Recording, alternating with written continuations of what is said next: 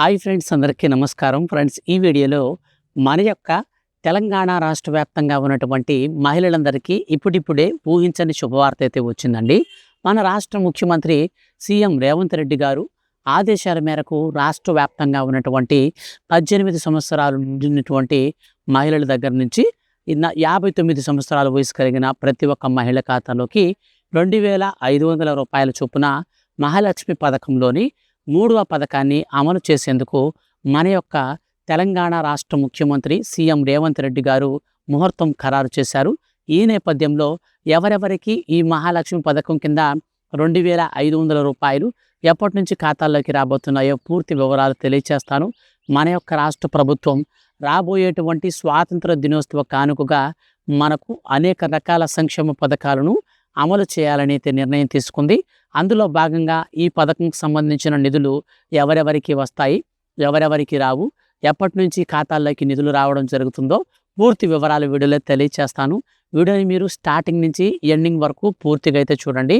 మన యొక్క తెలంగాణ రాష్ట్ర వ్యాప్తంగా ఉన్నటువంటి మహిళలకు సంబంధించిన ఏ చిన్న అప్డేట్ వచ్చినా మిస్ కాకుండా ఎప్పటికప్పుడు మీరు తెలుసుకోవాలి అనుకుంటే ఛానల్ని మీరు సబ్స్క్రైబ్ చేసుకొని పక్కనే వచ్చే బెల్ సింబల్ని ఆల్ పైన ట్యాప్ చేయండి. అలాగే ఈ వీడియోని మీరు లైక్ చేసి మీ యొక్క ఫ్రెండ్స్ అండ్ ఫ్యామిలీకి షేర్ చేస్తే వాళ్ళు కూడా ఈ విషయాన్ని తెలుసుకుంటారు. ఇక లేట్ చేయకుండా టాపిక్ని మనం స్టార్ట్ చేద్దాం.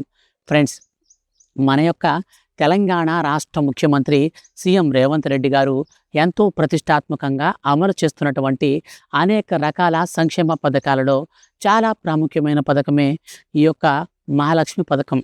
ఈ యొక్క మహాలక్ష్మి పథకంలో భాగంగా 18 సంవత్సరాలు నిండినటువంటి వారి వయసు నుంచి 59 ఏళ్ల వయసు మధ్యలో ఉన్నటువంటి ప్రతి ఒక్క మహిళకు ఏడాదికి నేరుగా ప్రతి నెలలో 2,500 రూపాయల చొప్పున మనకు మన యొక్క తెలంగాణ రాష్ట్ర ప్రభుత్వం 28,000 రూపాయల వరకు ఖాతాల్లోకైతే విడుదల చేసేందుకు సిద్ధమైంది.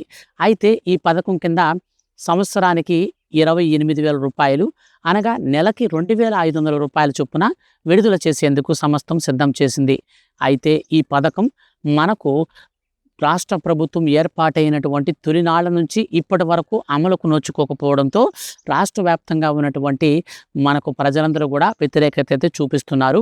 ఈ పథకాన్ని గాలికి వదిలేశారని, అలాగే మనకు వాలంటీర్లని కొత్త సిస్టమ్ అనేది ఒకటి యాడ్ చేస్తారని, మహిళలకు సంబంధించి ఇచ్చిన హామీలు ఇంకా పూర్తిగా నెరవేర్చలేదని చాలామంది అంటున్నటువంటి నేపథ్యంలో భాగంగా రాష్ట్ర ప్రభుత్వం నిన్న జరిగినటువంటి క్యాబినెట్ మీటింగ్ సమీక్షా సమావేశంలో భాగంగా మన యొక్క రాష్ట్ర ప్రభుత్వం తాజాగా నిబంధనలను కూడా అయితే విడుదల చేసిందండి. ఈ మహాలక్ష్మి పథకంలోని 2,500 రూపాయల చొప్పున విడుదల చేసే పథకానికి సంబంధించి నేరుగా ఒక్కొక్క మహిళకు ఖచ్చితంగా 2,500 రూపాయల చొప్పున ఖాతాల్లోకి పడాలంటే మనకు కొన్ని ఎలిజిబిలిటీని అయితే పెట్టారు. ఈ ఎలిజిబిలిటీ క్రైటీరియా పరంగా అర్హత సాధించిన వారికి మాత్రమే అమౌంట్ అనేది ఖాతాల్లోకి వేస్తామని ప్రకటించడం జరిగింది.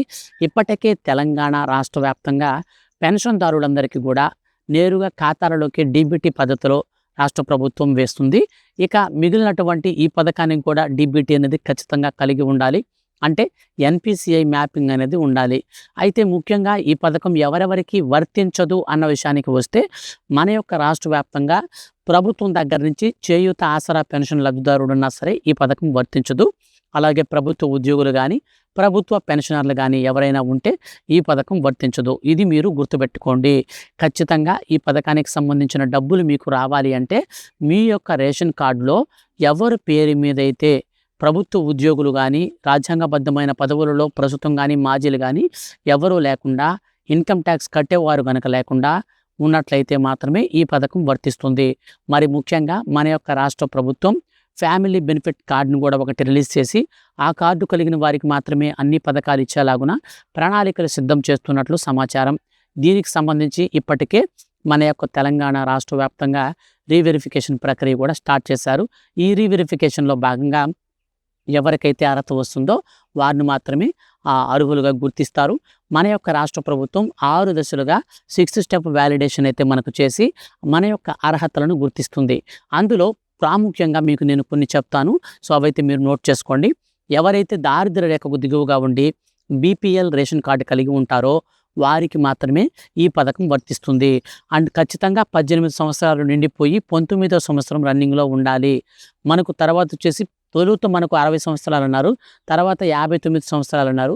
కానీ మనకున్నటువంటి సమాచారం ప్రకారం 57 సంవత్సరాలు దాటినటువంటి వారందరికీ ఎలాగో పెన్షన్ అనేది వస్తుంది కాబట్టి వాళ్ళకి అదనపు బెనిఫిట్ అనేది ఇవ్వాల్సిన పని లేదు కాబట్టి రాష్ట్ర ప్రభుత్వం 57 కంటే తక్కువ వయసు కలిగినటువంటి వారిని మాత్రమే ఈ పథకం కింద అర్హుల జాబితాలోకి చేర్చబోతుంది.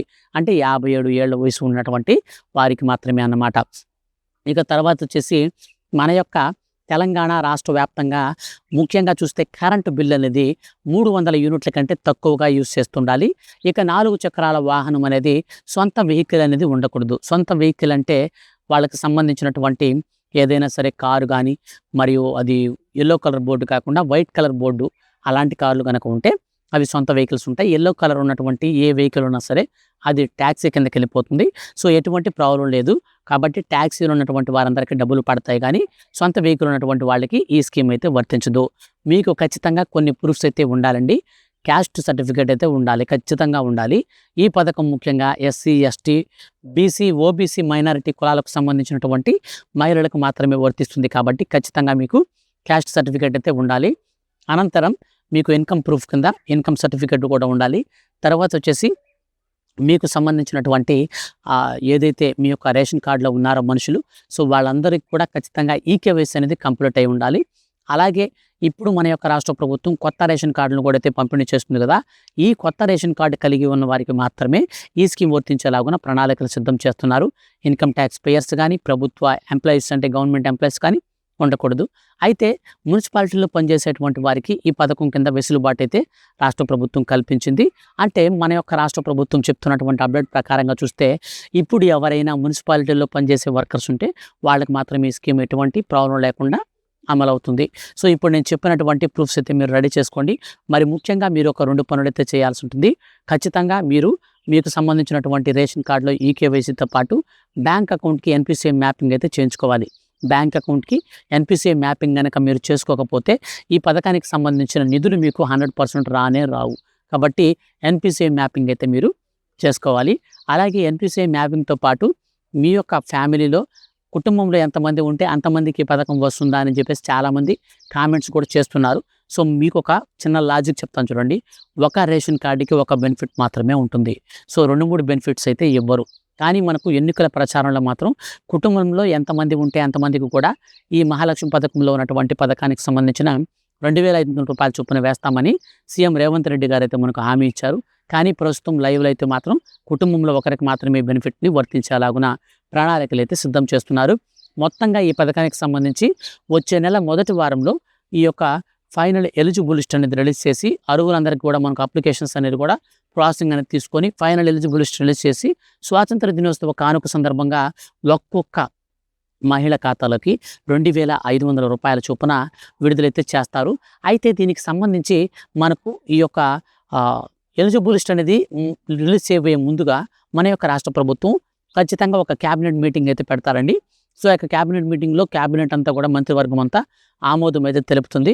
ఆమోదం తెలిపేటప్పుడు రాష్ట్ర ప్రభుత్వం ఈ పథకాన్ని 2 దశలుగా వేసే అవకాశం కనిపిస్తుందండి. సో మనకు 2 దశలుగా అయితే వేసేటువంటి అవకాశం ఎలాగంటే ఒక విడతలో 14,000 రూపాయలు 6 నెలలకు ఒకసారి, రెండో విడతలో 6 నెలలకు ఒకసారి 14,000 రూపాయల చొప్పున విడుదల చేస్తే బాగుంటుందని రాష్ట్ర ప్రభుత్వం పైన కూడా ఎక్కువ స్ట్రెస్ అంటే ఎక్కువగా డబ్బులు అనేది కూడా అది ఆర్థికపరమైనటువంటి భారం కూడా లేకుండా ఉండేందుకు రాష్ట్ర ప్రభుత్వం అయితే ఈ ప్రణాళికలు అయితే సిద్ధం చేయబోతుంది. సో వీటికి సంబంధించి ఫర్దర్గా ఏ చిన్న అప్డేట్ వచ్చినా సరే అంటే మనకు ఈ యొక్క క్యాబినెట్ మీటింగ్లో తీసుకోబోయేటువంటి నిర్ణయాలు కానీ పథకానికి సంబంధించి ఏవైనా సరే మనకు ఇనెలిజిబుల్ లిస్ట్ కానీ ఇట్లాంటివి ఏవైనా సరే వస్తే మాత్రం ఖచ్చితంగా వీడియో చేసి తెలియజేస్తాను. మిస్ కాకుండా ఉండాలి అనుకుంటే ఛానల్ని మీరు సబ్స్క్రైబ్ చేసుకోండి. ఈ వీడియోని లైక్ చేసి మీ యొక్క ఫ్రెండ్స్ అండ్ ఫ్యామిలీస్ అందరికి కూడా షేర్ చేయండి. Thank you for watching.